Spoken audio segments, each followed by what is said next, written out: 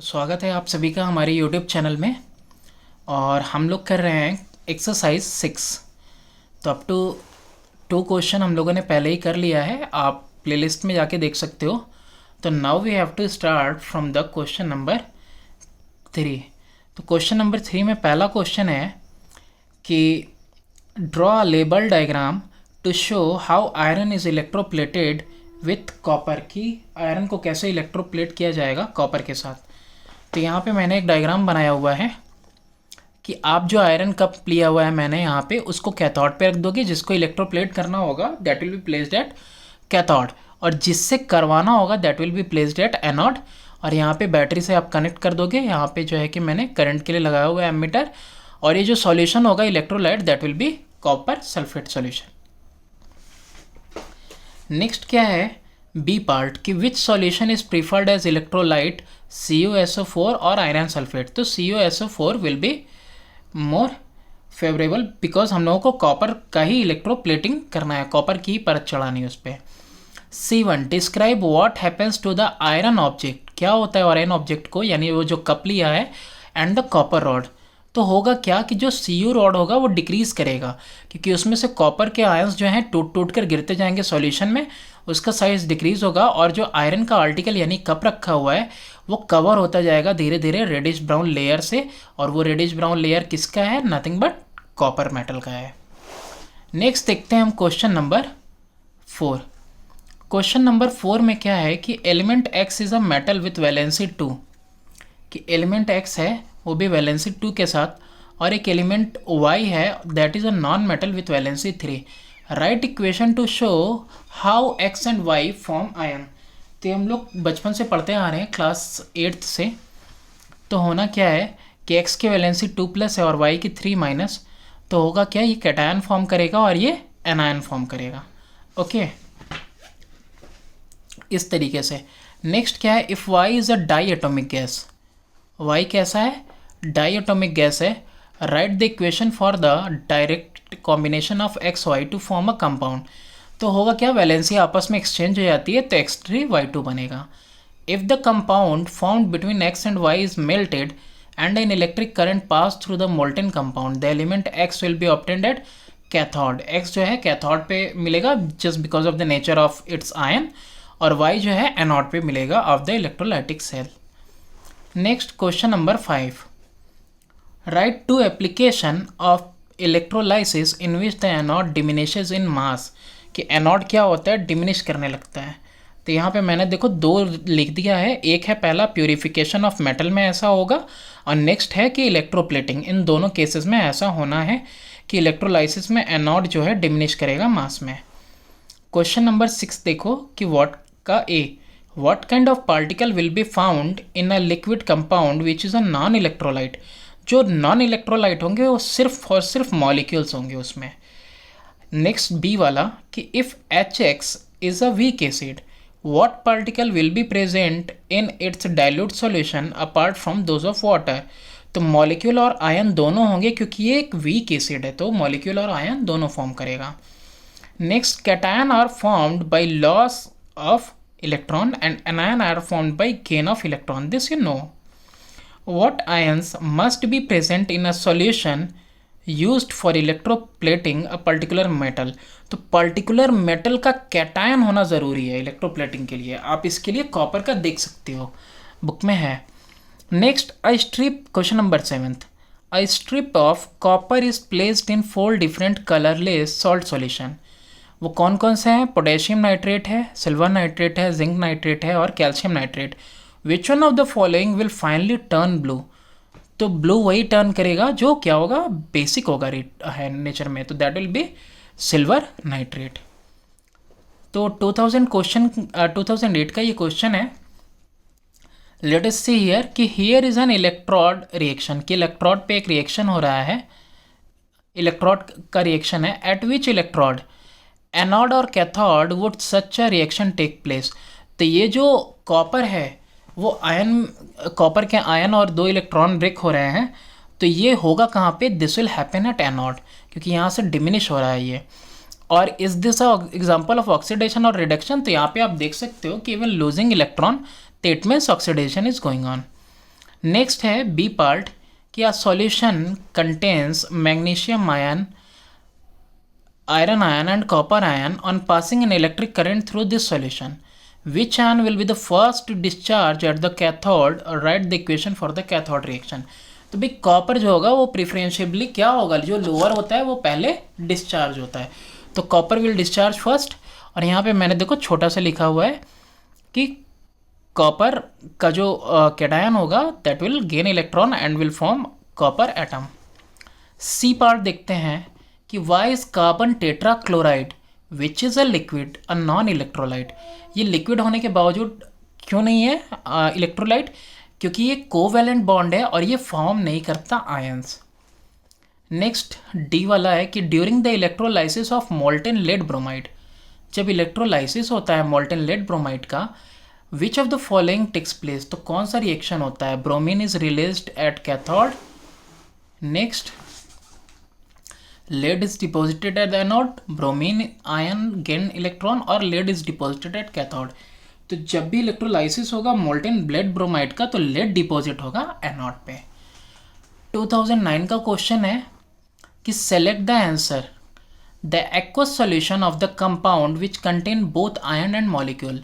सिर्फ आयन ये भी आयन, तो ये एसिडिक एसिड, इसमें आयन और मॉलिक्यूल दोनों होंगे। Correct the following statement, lead bromide conduct electricity. तो नहीं, लेड ब्रोमाइड बिल्कुल लिखना सही नहीं होगा, मोल्टेन लेड ब्रोमाइड होगा तो वो इलेक्ट्रिसिटी कंडक्ट करेगा because of free ions. C part है कि a metal article is to be electroplated with silver, the electrolyte selected is sodium argentocyanide. अब पूछ रहा है पहला question, what kind of salt is sodium argentocyanide. तो ये कैसा सॉल्ट है? ये कॉम्प्लेक्स सॉल्ट है। Why is it prefer to silver nitrate as an electrolyte. तो सिल्वर नाइट्रेट का हमने पहले भी देखा है कि ये रैपिड डिपोजिशन करता है, और रैपिड डिपोजिशन होगा, फास्ट रिएक्शन होगा, नॉन यूनिफॉर्म होगा, कोटिंग कैसी हो जाएगी, कहीं ज़्यादा कहीं कम हो जाएगी, इसीलिए सिल्वर नाइट्रेट के ऊपर आर्जेंटोसाइनाइड को हम प्रीफर करते हैं।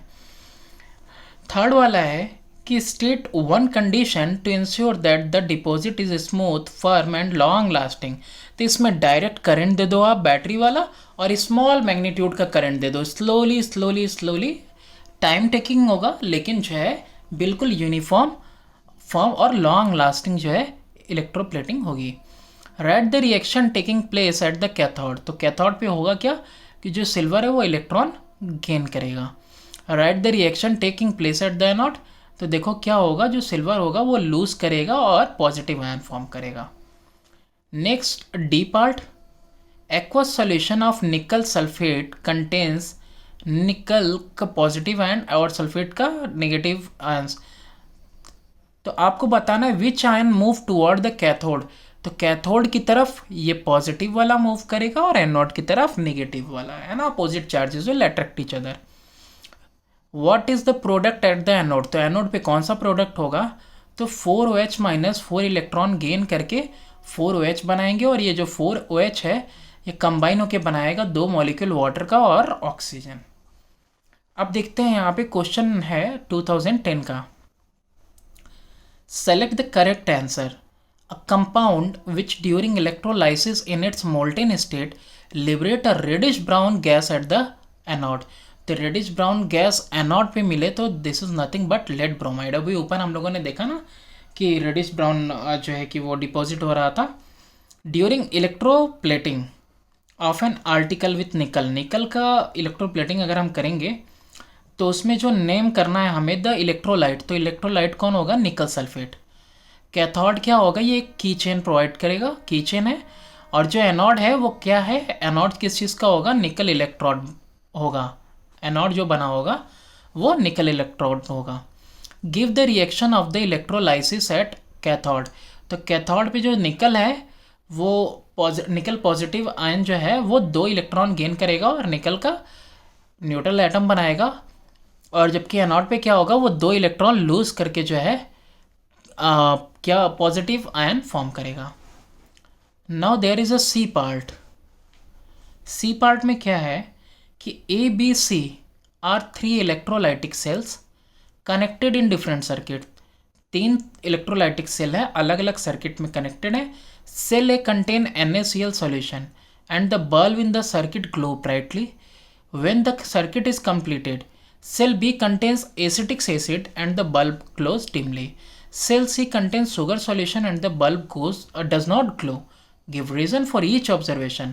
तो ए में बल्ब ग्लो किया और वो भी बहुत अच्छे से, तो वो स्ट्रॉन्ग इलेक्ट्रोलाइट है, that is sodium chloride. B वाला क्या है कि इसमें बल्ब जल तो रहा है बट डिम जल रहा है ना, डिमली, तो ये कैसा है, वीक इलेक्ट्रोलाइट है, दैट इज एसिटिक एसिड जिसमें आयन और मॉलिक्यूल दोनों होते हैं। और जबकि सी क्या है, नन इलेक्ट्रोलाइट है, that is sugar solution, it contains only and only molecules. अब यहाँ पे एक और क्वेश्चन देख लेते हैं, अभी बहुत सारे क्वेश्चन हैं। तो 2011 का ये क्वेश्चन देखते हैं कि give reason the electrolysis of acidulated water is considered to be an example of catalysis. तो इसको हम लोग कैटालाइसिस क्यों बोलते हैं, तो इसका रीजन मैंने कॉपी में लिख रखा है। इसके लिए दो रीजन है, इस क्वेश्चन के लिए दो रीजन है कि there are two reason why it is termed as electrocatalysis. Because सबसे पहली बात तो it initiates the chemical reaction which increases the rate of reaction. Secondly the same amount of acid is recovered at the end of reaction. तो इसलिए क्या कहते हैं, इसको कैटालाइसिस भी कहते हैं। नेक्स्ट देखते हैं,